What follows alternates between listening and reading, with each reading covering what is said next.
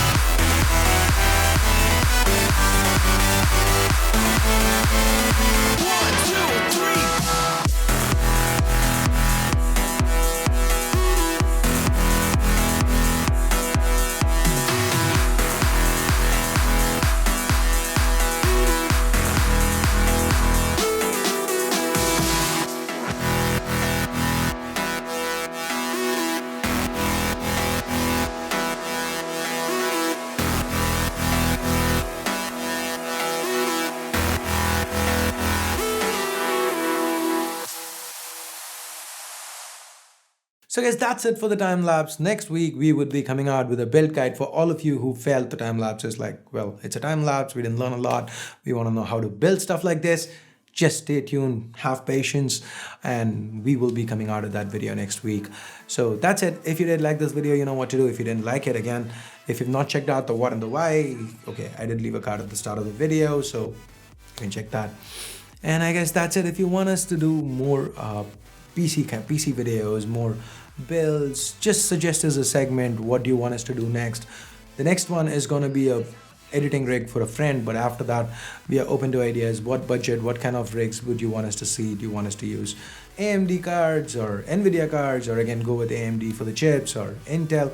Again, let us know all about that in the comments below. So if you do know of anybody who'd be interested in the Threadripper or the 1080 Ti or PC builds in general, share this video with them. And that's it. Thanks a lot for watching. Till next time, this here is Ash. You've been watching C4E Tech, and I'm signing off for now. You guys have a great day. Bye bye.